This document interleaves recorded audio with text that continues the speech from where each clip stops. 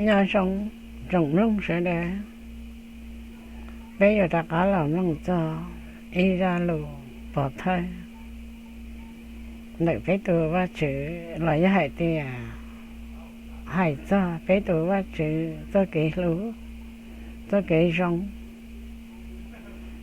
cho nên nó nhân đời nó hải tử tới chờ mình cả nó tôi lấy tôi mình chỉ chế tôi nên hai lý nó hải thì nói giống cho phong như thua tù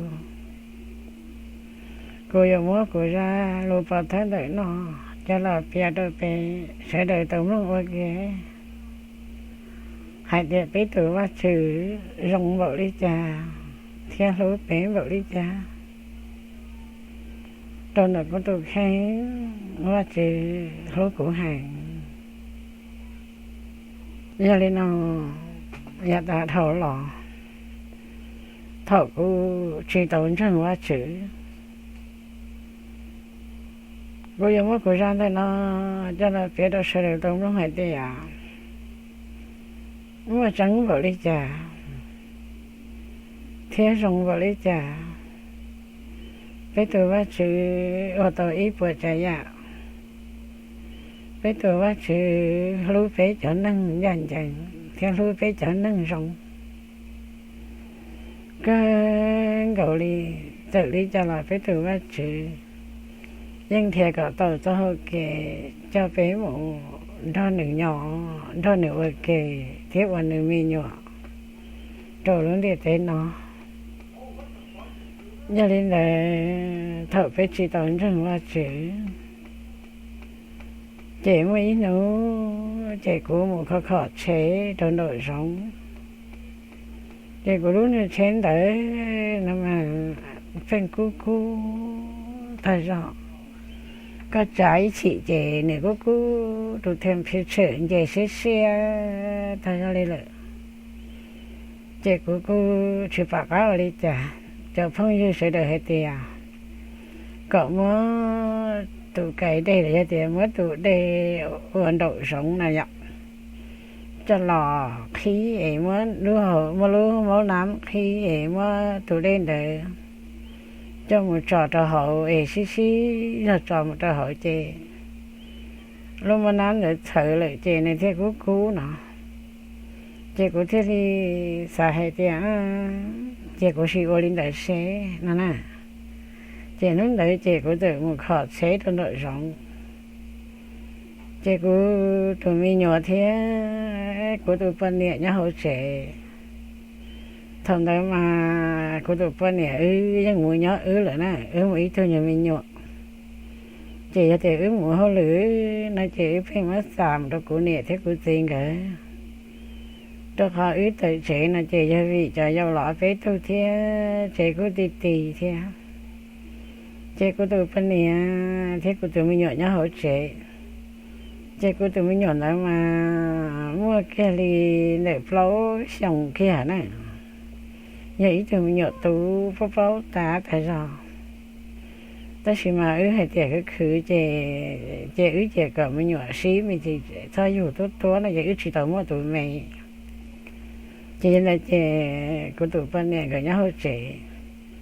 chè của tự mù chè của lúa nhớ chè nào mà nửa nhớ để chờ tròn đại tất cả lò mà đó là tất cả chế tới là chế cho trong cái ly nào chị phải nhớ rồi tôi nói cái lọ tôi chỉ mà để tôi nhớ cái khó nhớ hổ về khó nhớ trái về đời một đôi bé mà để trở lại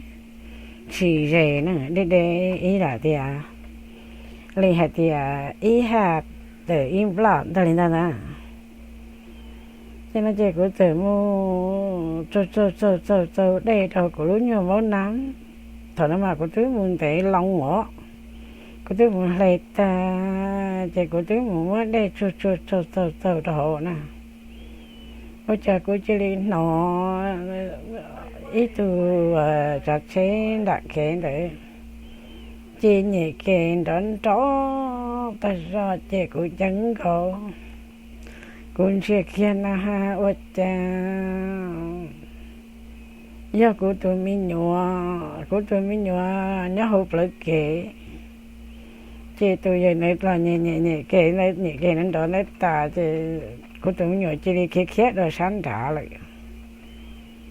chị của món xía chị chẳng chị trong ít lúc lọ thật mà lúc này chạy flow mỏng xí mỏng sẽ đợi ta tỏ lấy hồ lửa lọ nè chị ơi cha cũng xài ra hai chị ơi cha chị ta khá là phải nói chị đôi sáng trả lại luôn chị cũng tự tiền liền cho cô giáo một trời sẽ ơi cha cô tụi mình nhỏ ta chỉ đột tỏ lại cô chỉ bỏ lại cô ba tự ít vừa lu ít phá lo lu chị này nè là chị của tụi phân này anh ta lại cô mau chị xe hay thì ôi cha của tụi phân này chỉ rõ mình nhỏ lẻ cho một suốt ta bảo đi nữa ủa chị tụi mình nhỏ tới tuổi tụi mình nhỏ tới độ phân đại kế này chẳng chỉ bỏ thì chị của mà chị lên đấy chị của tự chị đi cho phốt chị của tự chị đi tiền liệt đơn đánh đà yếu luôn một đơn đại kế nào nhở chị của kế ý sản đơn đà nào mà chị của tụi phân này tụi hú của hai tia hà ní có mua chi na chị có kế chẳng nó liều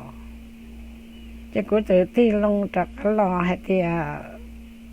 chị sao hai luôn tao và xe ít plei của yo là một cái chợ là một cái chị thằng này chị của tự tin long lò cho cô yo hai lên tới nó cho cô tin long lò nó cho cô tụi bên này họcตัวcô tụi nhỏ tệ người họ nhớ việc họ cũng có khó chế người nhỏ họ tự tuổi này tụi lấy tôi chỉ tao cho đến đấy chị của tụi bên này học tuổi tới cô tụi mi tú tệ ô cô chỉ đi xa hệ tiệt ô đi chả tự lúc đi nó thổi lên nhẹ cái nữa của tụi mình nhỏ tôi nhớ hộp lại cái tức khi rồi sáng đã xe chút chống chỉ đi chịu bỏ lại của chỉ ở một trời nó chà của tụi mình nhỏ này họ nhớ nữa bể của tụi bên nè nè chị của tụi tiên lòng lò chị thổi lại chị của bí nhua xe luôn chị cô lọt cho phải nói chị cô hay đó cô tôi phân nè thì em cô tôi mới nhớ tao tự nó giống đi nào chỉ tao tự nếu có này tôi sấy con nó chị cô nhớ khó cho nếu tôi nó sẽ ôi chà nó chị cô riêng chỉ hay chị đi cô chị ô lên đời mà ta chỉ mà cô mà nhớ xe ta ra đi lô cô phanh xá đi để cô chỉ đi khó chỉ chân của lúc chế lại chị cô chỉ muốn để tuổi chị cô chỉ muốn cười trầu chị cô chỉ đi xả hai tiền mà cho một trâu lán lợi xí cả liệt lấy hai tiền mà lên lòng lúc máu nám xí trò phải chơi cho cô nhớ nhiều xe tan vấn đề khó nói hả chị nè bây giờ họ là ô lý nọ na cho họ mua lý nọ na giờ lý trả tiền này cô phình nhua xe đi lô chị cô nhua xe y tả su y nấu đỡ chị tới khi chị cô mua hồ lự cô nhua xe y nấu thỏ hồ lự đi cô phình bỏ đầy đốn đấy thiết cô phình sát ra đầy đốn đấy chế cô nhua xe chế rồi trả lô chế cô xa chế cô tự xa chế chế cô xin muốn thả khi cô chỉ sẽ hiểu lý trả chế nói chế mấy nó chế cô thấy hay cô tụi phân nẻ chế cô ngủ ta la còn người nhất tới giờ cô mua vô không khó chế chế cô đã lên tới chế cô mua đồ tỏ cô chỉ chế chế cô thế thì mua hai đồ cô chỉ hết thì cô dọn đó cô chỉ thả chế cô chỉ hết thì thả chỉ cô hai cô chỉ hết thì đợi cô tí là cá chí tâu là đá nó mà mấy lúc như phò là giờ ít có nhỏ đá tròn đá ủa mình cả ơi lúc như vậy việc tròn đá phên cho mình nhỏ một cái tròn đá giờ lúc như mình nhỏ phò đó mà chứ có thể hay có tí thì một tôi kể trong mạng đạp phò cho cô mà thả đó có cô sáng đó có thả cho nên cô tí thế thì tôi kể này một tròn đá lúc phò chứ lại có tôi cho nhớ mấy cho như trung rồi là cho như về này thế chứ một rồi đã cho như về này chứ có thể thả hay có tí hay thì tỏ cái nó đâu là nó cũng khó chế nó chả chế li ô li nó cô chỉ bỏ li nó chứ có tí tại thì còn lại có mấy nhớ là tới cái này nè chứ cũng mà đi một sấy cho ô li chả thoát như xe cho nên chứ cũng chỉ thả lần đầu dạ ta lo chứ cũng chỉ tự lo trẻ chứ cũng chỉ tự hú một trò lấy cho lầu lấy cũng chỉ lấy cho nâng ship báu đấy chứ hú một trò lấy từ chứ một sấy dây ta lấy chứ một sấy tuổi dây nữa chứ tuổi dây nữa tự hai đứa cũng chỉ hay thì khó tăng bằng mà chỉ cho tôi mới nhỏ nữa khó tăng bằng mà giờ có tụ nè này tụi rụp lì chỉ sao ôn nâng nhau đi lại nè tụi rụp lì chè vô mồ lì là nếu bỏ này tụi rụp lì sư chè có tí thì ô lì chả chè này tụi trẻ nhưng tôi ý thằng nánh ngủ khó tụi rụp lì thì mà hãy thấy tụi rụp lì bỏ ra ăn lọ lại xây lên tụi rụp lì chè mồ lại đi lại tụi rụp lì mà chỉ xả nhỏ chỉ xả ổn nâng đồn để thấy nó lì này chè cứ tí lọ cho chè cứ tí ha nhô xe theo lô chè cứ tí lọ chè cứ tí tới chỉ cả khẽ cô chè cứ tí tới hai tí cứ tí một sấy chè tụi này này hai tí chỉ một át xì rồi giờ tới rồi giờ không mà phá là không mà tay thì chỉ một át xì nó ta chỉ có trắng thì mà cứ tí thì sạc khẽ cô thì chứ cứ tí nhô xì chứ cứ tí từ mùa hù nắng tua sai tua kho chứ cứ tí có một đôi tọt chế cho cả một đôi tọt cứ tí cái chế chứ cứ tí từ mùa nắng sai cũ thì chứ hay thì giờ hay thì từ từ nắng được nắng sai tà nói hay thì nữa nắng ai nữa măng mỏ đũa nói chỉ nữa mà đi tặng chỉ mà đi kho bây giờ thì nó sẽ tại nơi ở tuổi nơi ở chỉ tàu nó chỉ nơi chỉ tặng lại thế này chỉ tuột khó tí lại nọ chỉ tôi thì nắng tôi tư nắng tà là những chỉ tặng gì đi lại tôi tư nắng tà là những chỉ tặng gì đi lại chứ cô nhớ xe của bên xa ta lại nên đón để lúc này xe hưởng tới ta li chứ cú tí lò cú tí nhớ xe ta ra thì thế cú tí thế cú này người nhớ xe lo thế cú này thế cú tí người hay thì ôi cha tôi tí nắng tư lò nắng tà những chỉ tặng gì lại tôi tí nắng tư nắng tà là những chỉ tặng gì lại nè thế cú này thế cú tí người hay giả nhớ xe thế lo thế người chỉ phải cáo đi cha đi lo chỉ nó người thế là hư của tụi phân nhẹ mù trên người cho của tụi phân nhẹ mù chỉ người cho một thả phải về xứ trên người thả khi là của tụi phân nhẹ hay thì tí nắng tí dây hay li nó chỉ tụi tí nắng tí dây từ nữa nắng ta cho thế này tặng tí khó nó chỉ nhớ nửa hư hoa đùa tàu họ giải thì nửa nắng tại này chỉ tặng này này chỉ tôi chạy một khó là giải thì chỉ tặng một quả nắng khó nói chứ giờ nữa phu phu những đứa chỉ tàu đi lại nói chứ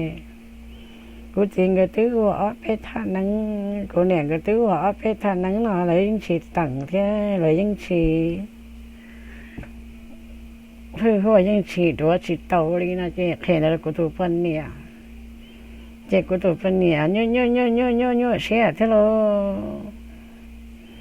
chứ cô nè thế cô chỉ thế cô tụ phân nè lại mà lấy nhớ xe cho khó hay tiền hai tia giờ của tuần rút pli chỉ sao đừng nói của tuần rút pli mù lại nọ hay của bỏ của tuần rút pli thế nọ sẽ khó tay mình chia mình nhỏ nọ chỉ lấy thay của thế lấy nhiều xe đâu của ta chỉ của tụi khó đâu mà lấy chỉ khè đâu của nè chỉ của phim nhiều xe to đợi của tụi mình nhỏ của phim xã hay thì giờ của bỏ lên đợi đi luôn chị ôn đi cho nó cũng như xeo cho cũng như xeo chị nó gọi đi cũng chỉ đi câu rõ ta lại chị cũng nè lại mà là ít sĩ với thật nắng đi ít sĩ có một tờ chế với thật nắng ít sĩ có một với thật nắng đi chị là chị thật của tôi phân nè nếu bớ nó tà thế lo chị nó như xeo thế lo chị nó đó cũng nè gửi cùng tiền đồng thiệt nắng thiệt dày lên ta lại chị của họ nhiều xe của họ của bỏ đấy sự của họ chỉ nhiều xe cho của chị của chị lên nhiều xe chị của chị lên gần đi luôn chị của chị lên gần có rõ tại rõ đi chị lên là lúc xe nữa mà tới lọn tới lòng rồi nè chị mới nữa chị của này thia của chị thia của cho mấy cứ giàu thia của phân nhà là xã một tọt phò xã một chiên gai nọ đồ tọt phò chị của phân nhà lấy tởm ba của này thế của chị lấy tởm ba cho mấy cứ giàu lấy tởm ba thia chị tự chơi cháu phong như thia chị một chiên gai nọ thế một ô xì đồ tọt phò cho mấy nhỏ giàu một ô xì đồ tỏ chị bây giờ một chuyện gai nó luôn phải một chuyện gai nó bỏ phò chị cô nhớ xe tay rồi chị cô tự to kể một đồ bố tổ chị muốn đi để khỏi phải chuyện gai nó nữa nè chị mi cả mà cho chúng như mấy lô đú lô mi cả lô chị lời những tôi kể mù lò thế luôn chị chả của mù tôi phải tỏ chị của tự mù chị của tự chị đi thọn đấy chị trong gọi đi ở cho nâng của tôi kể xí cho lại nó tọn để tỏ cá mà sự đời những tôi kể đó gì mà tôi cho bé tôi kể nó mà ý từ một ít đủ nó mà chỉ hai chị chứ chống nó đó gì mà với hai chị có một ít có ít xin chứ ít tôi mi cả lò có ít xin chứ ít tôi mi cả tôi lợi nữa nè chị tôi kể nó mà tức tàu đâu có tổ lợi chị của chị liền muốn chỉ ít tôi giờ mi cả lò lẩu ta rõ chị tôi giờ mi cả lò lẩu này chị liền hay đâu có hay tiệt có như xe gì chị ta như xe liền tên đấy đa thế à chị liền muốn rằngว่าchữ muốn chưaว่าchữ muốn chưa chữ gì từว่าchữ lăng tú thế à chị liền muốn chưaว่าchị liền muốn rằngว่าchữ thế là mà con à chị cũng tự xài ra hạt tiền pa ở trên này có chị cũng như xe nó nè chị cũng chơi ở hai lũ trôn nữ là chị cũng thanh thi thanh đây này chị cũng hay chỉ tàu lũ trôn nữ linh ta chị nếu hay ở tí lò lũ nó đâu cũng chị nữ chị đi thâu lời của lò lời chị cũng tự xài ra hạt tiền ở trên này họ bố hạt chị cũng như xe nó nè chị cũng tự tí lòng trạc ám một e của một chỗ nữ xe này lòng tư e cho nên họ bố hạt chị cũng như xe cho nên họ có của muốn rằngว่าchữ một chưa chữ Giêsuว่าchữ lăng tú nó chứ cũng chỉ trạc ám một chỗ nữ xe này lòng tư nè chứ tôi cũng nữ thâu lời của lò lời chứ cũng thâu lời một lời chứ tính nhập lia thế à giờ cô tôi chỉ tồn tại liền sợ bỏ tôi một ý nạt thì thục lời tôi tận thế thế chứ cô tí long trạc cá lò một chạy dân chỉ bỏ tôi giờ mấy cả lò lò đời đi lời chứ cô chỉ ăn đời thế này cái nào mà tí tí à chị dân bỏ đồn đại phú tổ nè chắc cô sai chắc chỉ bỏ tôi với mấy cái đó nên cho nên muốn cho chị bé khổ kế là đã các kế ho chắc cô tỏ chỉ bỏ nên tự lo lấy chị mà nên nè gì mà ý nè gì này giờ nhăn là tôi phu tỏ họ của tôi chị tôi cho nên chị tôi hay được cô ta chị thâu lại chị cô tỏ chỉ bỏ nên chị cô chỉ đi xài ra hay theo tôi đỡ mà giờ bắt chữ lăng tú lại thế thế luôn bé một trẻ chị của yo muốn chẳng bắt chữ luôn nó nọ chị tỏ cái này hay nơi ta đó của chị li ca xiên lu chị của chị li chi sát cho có niên tới lý lời chị của chị li rong xiên của chị li ơn chị mua chị li luân xì li là chị có tụi nên chơi mua lòm ló mua cái tụi nên nhau hậu thở của chị ô linh đời lại chị của chị đi ti còn nếu lò đi chị của chị lò cá là sao tao nói chị thở ôn đến nữa mà của như xe lại chị tưởng cái thế lợn gà đen gà mỏ chị tưởng cái bây giờ xuống lò lốt xứ cái vừa cái nhu ta chỉ của những xe của chú chỉ sản nó đi thế của chú nó chỉ tàu đi chế thôi của trả cá lò tỏ lò chế của mà lý nó cháy pla của mà nó thêm mình gây chưa cắn thế chế của mà khi đen khi vàng khi của gió chế của mà hai đứa của tôi phân này hay thế ở chả có gì cả tăng vào lên nó đi lố hay là của nó sẽ chị của tôi phân này thế này hay tôi ý tay mỏ thì chẳng ngay chỉ thêm mi quật gió tuổi sư đòi rốt sư chú lò chè của nó chè nó mở bóng plan đồng hồ của đồng xe lò đi lô của mà sản đun thì đi đâu của lú xe đi lô chè lên đó chè bé lò chè lô bé lò chè của thế này hai đồ của gì hết đi à thợ bé lò chè tao ở bênนู้นnè chè của thế đặc không đó của gì thà chè lên đó chè của thế này hai của gì hết đi à của đó của gì thà thia chè của gì thì mua ai chi thia chè của hai thì ứ tao kiểu mua đợt phò của mà thà đâu có chị cũng thì thật ra tôi kêu một đôi nạp po một rồi đâu nếu về rồi cho nên trông đã chị cũng mà khe của chị hay tia của nhú xe bé một tờ po của tôi kêu một đôi po tàu một tờ po tàu của muốn chỉ tôi giờ mình cả lò này chị đi hay li no đâu của cô cheli yo hai lô trâu nữ nó cô cheli hai chỉ tàu đi chè nữ thâu plơ lời chè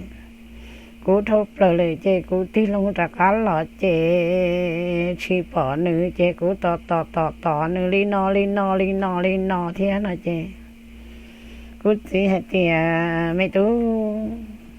gia đình đại chè có cả chỉ muốn chân quá sự à mà tôi hỏi vì thế của chị tức ta cái chia sẻ đi lời hay thế à của chị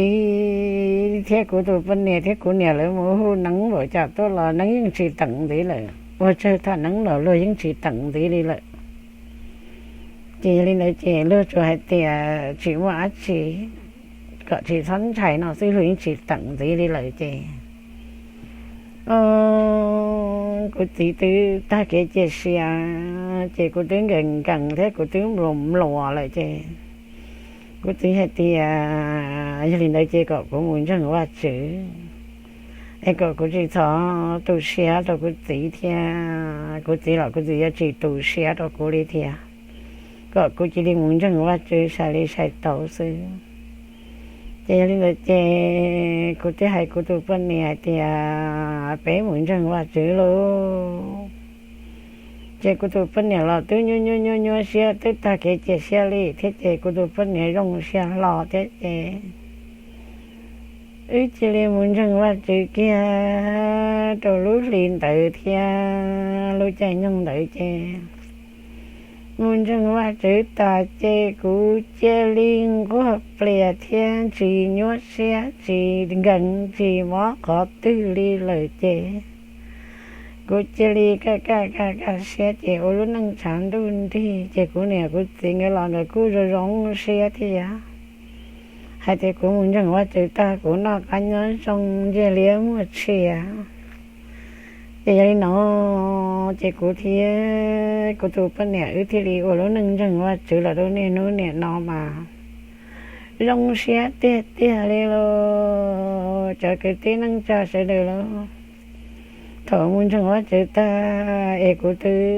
chế liếm một xe nó cá nhân rong chỉ mà chỉ lời thế cú chỉ thế cú nè thế cú tụ phân nè lấy mà lấy bì tên nhớ lỡ ô li no ô li chả tụ nắng tụ dài hay át chi rồi cú long thea